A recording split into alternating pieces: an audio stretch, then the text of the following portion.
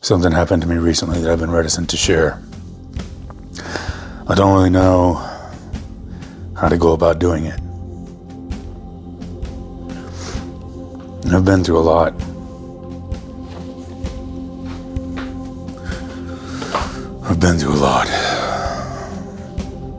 I've carried far more than my fair share. Not as much as some, for sure. But I've carried more than my fair share. In that process, I've been broken. In every way a man can be broken. Physically, mentally, emotionally.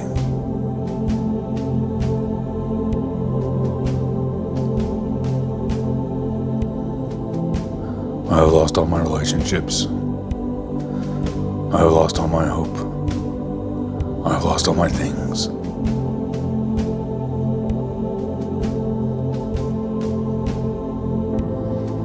There was a long time I didn't want me to exist anymore.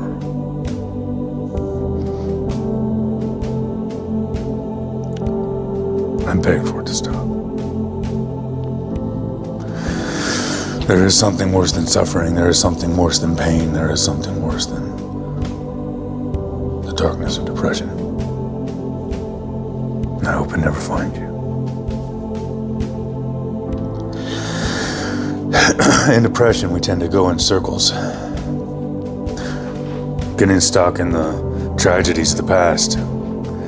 Not just the tragedies of the past, all the things that people have told us over the years.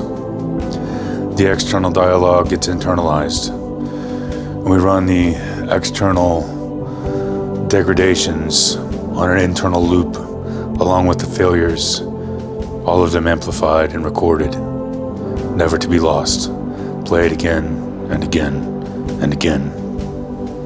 It becomes an unconscious, self-running loop, an internal dialogue that we're not even really aware of, and every moment our minds slow down for just a second, the loop starts again. I'm ADD and autistic. There's 10,000 cycles going on across 10,000 loops. It's like the end of the Matrix or Cerebro.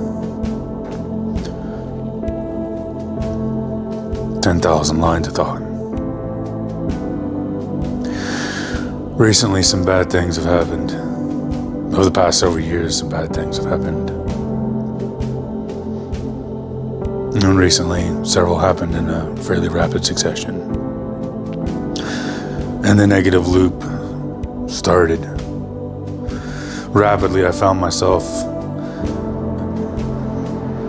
in moments very similar to the deepest parts of my depression, and the time beyond the depression, what I call the cold.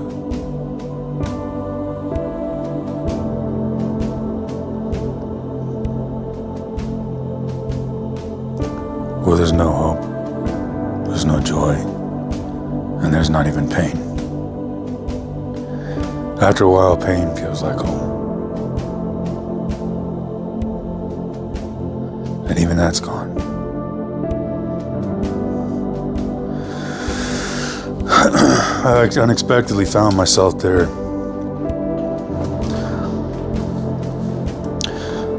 Because I had been there many times before I was able to recognize it. And I tried the usual gratitude and all the normal tropes. And nothing was working. Recently, one of my friends, Pebble in a Pond podcast, super good dude. A little different, but very wise. You should check him out. He recently said, you can't intellectualize your way out of it. You can read all the philosophy and all the theology and all the psychology and all of the history. It will give you perspective, but he was absolutely right. It does not fix the problem. Perspective is helpful. There are tools in it, but it does not fix the problem.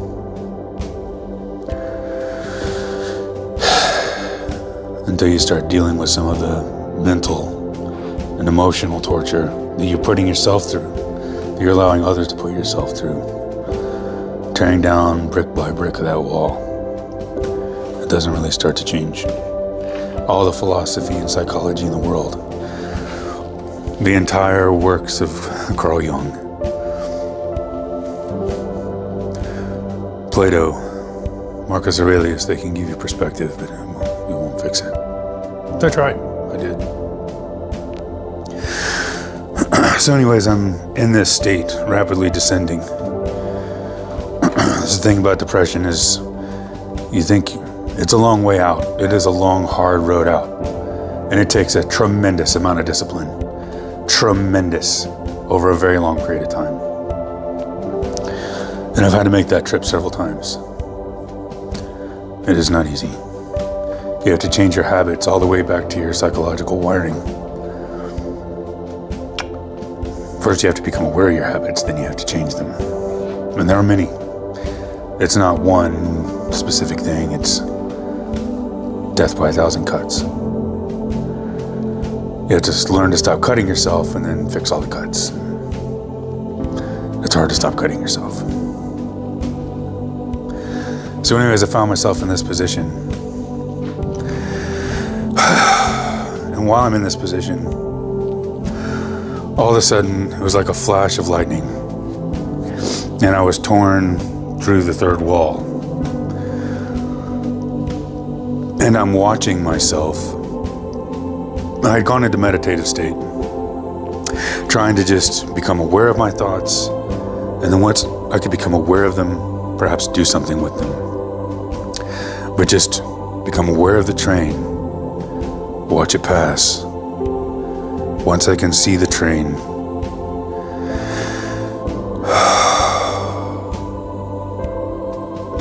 stop it or change its direction. And as I go into this meditative state, boom, like a flash of lightning, I'm drawn back and I'm watching myself watch myself. And no sooner did I come to the realization that I'm watching myself, boom, flash of light again. And I'm back another layer, watching myself, watch myself.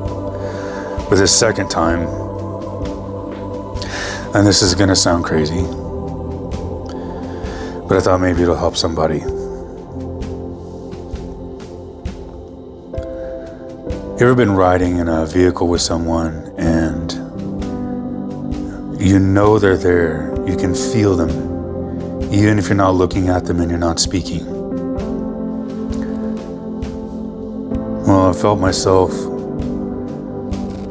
in the universe. It was like a trip or something. But I was aware that I was like in the universe. And I was aware that I was sitting with Jesus. I was being with Jesus, not really sitting. I wasn't really sitting. It was just kind of a bodiless, ethereal existence. But that he was with me. And as soon as I realized that, I knew what I had to do. And just as fast as bang, bang, I was out. Bang, bang, I was in. And as soon as I landed, in the name of Jesus Christ, get thee behind me, Satan. And it stopped. 40 years. Stopped.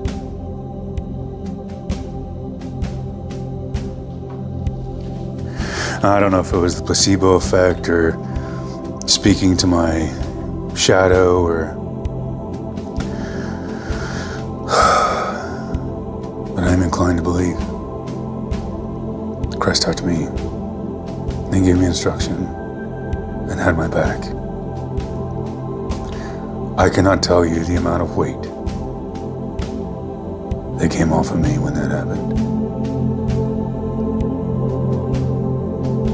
The 10,000 streams.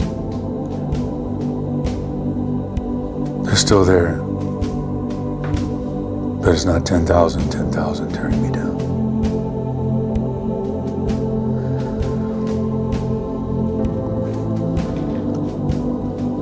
It's not 10,000. Gotta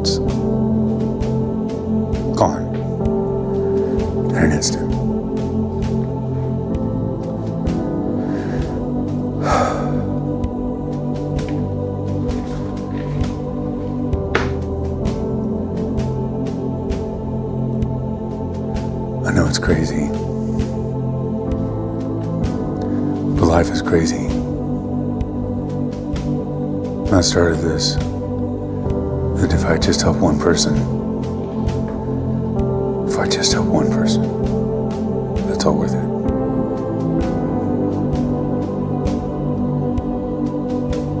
If someone gets the relief that I got,